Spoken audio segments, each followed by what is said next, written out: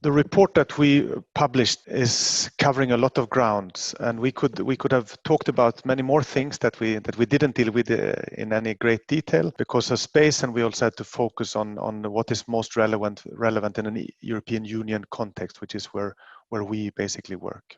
But you could say that we deal with 4 areas of work for the NHRIs. We deal with sufficient powers, the left upper corner. So making sure that NHRIs are given enough power to make a difference, to have impact on the ground. In the lower right corner, you have adequate resources, which of course is closely associated to the powers. So that's all something that we stressed. We talked about the classics in terms of Paris Principles compliance, independence and efficiency or effectiveness, but also stressing the protection mandate. And then lastly, in the top right corner, maybe the most relevant part from our perspective, the enhanced role of NHRIs at an EU level. How could the NHRIs be even more active and relevant at an EU level, and where would it make the most sense? And we'll come back to all these 4 areas in the coming slides.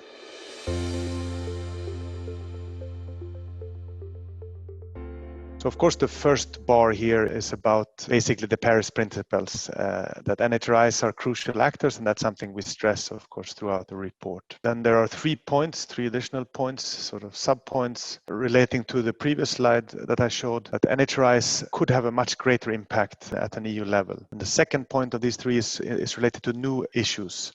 Artificial intelligence is something that I'm sure you discuss in your home institutions.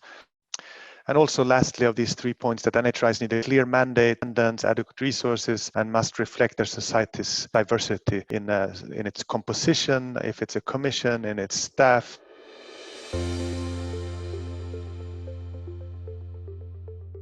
On the diversity across the Union in terms of national rights institutions. Firstly, over time, if we look over time at the development of NHRIs, and of course the Paris Principles didn't exist since time immemorial, but have been around for the last, 30 years or so. So if we look at the accreditation system, which kicked in the 90s, we can see that out of the current 27 EU member states, there were in the beginning 3 A status in 1999, 3 A status NHRIs, and 1 B status. And the number of A status has increased so that we by now, at the end of last year, we have 16 A status, 6 B status, and 5 that are still unaccredited. 2 of them are scheduled to be accredited soon, and maybe next year there will be 1 more accreditation. So that would only leave maybe 1 or 2 countries without an accredited NHRI in the medium term. And hopefully in the long term, or all EU member states would have NHRIs. Looking at the diversity even more in terms of the European region or the EU member states, we have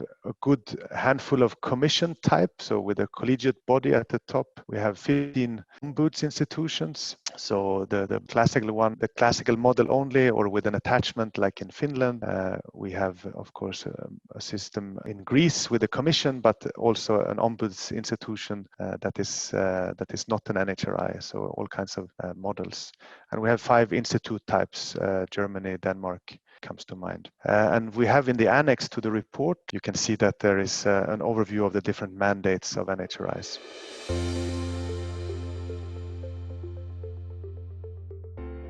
On the next 3 or 4 slides, I wanted to highlight some of the recommendations, some of the opinions that we have in the report on NHRI. So typically the Fundamental Rights Agency would have, sort of in conclusion of each reported issues, a set of opinions. We also issue separate opinions on request from the EU institutions, but that's slightly different from this. But here we are basically saying things to the EU institutions and the member states that we think they should be acting on. And some of these, in the case of the NHRI report, is very straightforward, something that reflects what you would hear from ENRI, from GANRI, from the Council of Europe, from the United Nations, and some are more EU specific given our particular role.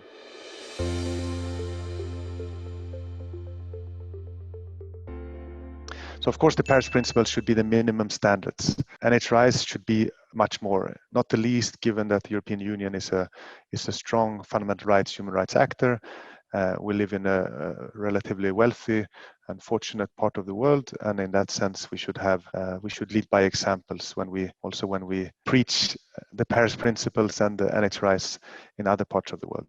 member states should have Paris Principles compliant NHRIs that are effective and impactful, that delivers on fundamental rights, human rights. NHRIs are also, as you surely know, part of the Sustainable Development Goals, not only as actors, but also as part of the measurement framework.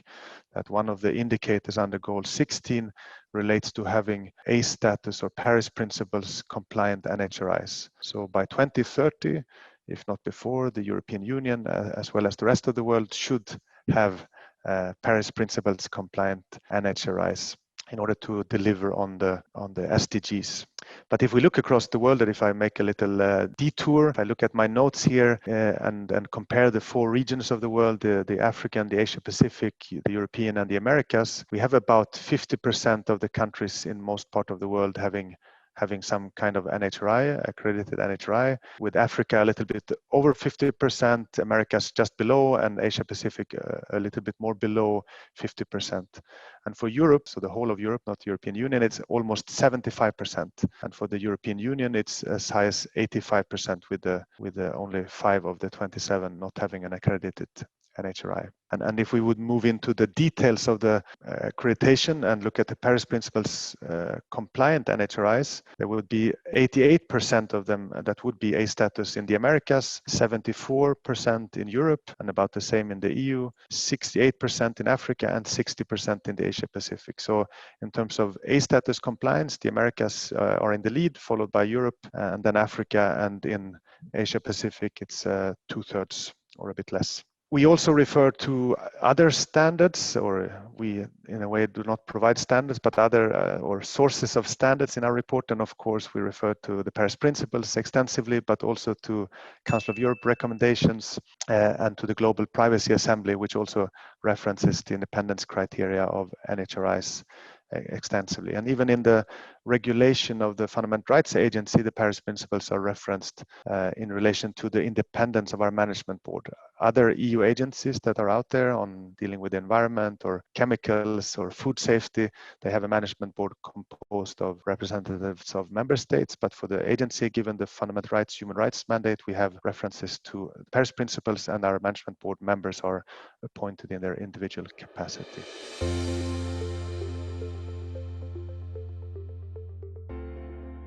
As I referred to in the beginning, the report also refers to sufficient powers, and that's of course important, having a strong legal basis, having a strong and wide enough mandate to cover all relevant fundamental rights and have powers to make a difference. And our research in the report that we detail in the report show that NHRIs typically have a strong legal basis, but only 14 of the institutions of roughly 30 or so that we cover are protected by constitutional provisions. The others are provided in law only.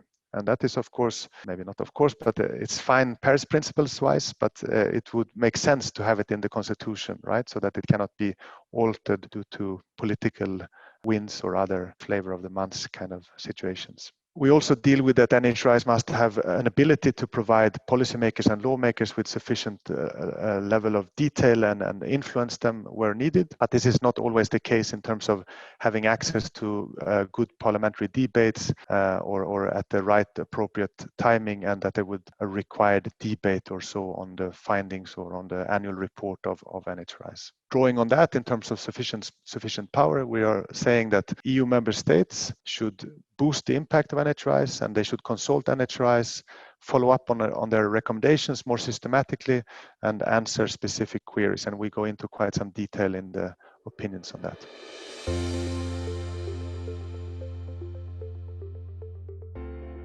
In terms of adequate resources, I think that's something you all struggle with, and we are trying to explain how we think that could be done better, having good and clear, transparent, participatory budgetary processes so that it's clear what NHRI is allocated, and that there should be some kind of protection so that overall funding cuts do not impact on NHRIs in an unjustifiable way or through delays or otherwise affect the NHRI work. So in that sense, also protecting them from political influence. When NHRIs get additional mandates, like some of you have, NPM, CRPD, etc. There should be adequate additional resources, not giving you more tasks only. As for the autonomous management of the budget, that's of course important for independence reasons, and we also have an opinion on that. And we also see in the analysis that we make that many NHRIs are seemingly understaffed or poorly staffed, and given the very many mandates or overlapping mandates, NHRIs should have sufficient staff and also financial resources, of course, to have a real say affecting, again, human rights, fundamental rights on the ground.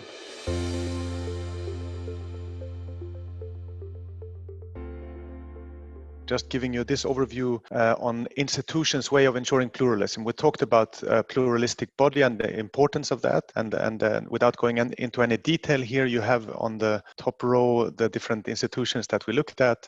You have their accreditation status indicated by the color code, and just showing that the diversity is great also here, where many institutions have a pluralistic body within the NHRI. Others have an advisory body that provides for that scope, and some others yet have an additional advisory body with a more narrow scope. In particular, this is the case on disability, for instance, where they might have a strong advisory body specifically on that topic. If we then move to gender equality, I suppose this is fairly good news that in terms of gender equality, women are fairly well represented, actually more than 50% in across the institutions we looked at. You can see that some outliers have more men than women, but on average, it's sort of a good cut. This is of course the total staff. On the next slide, you will see the leadership, which also is not bad in terms of gender balance, almost 50-50 in terms of men and women. And we heard from Belgium, and the other Belgian, the part of the NHRI in Belgium has a nice solution with one man and one woman leading the current B status NHRIs jointly. And of course, we would have liked to do research on these things with even more nuances, to look at mid-management and different position types of tasks, etc. But at least this gives you a bit of an insight into the gender balance in the NHRIs we covered.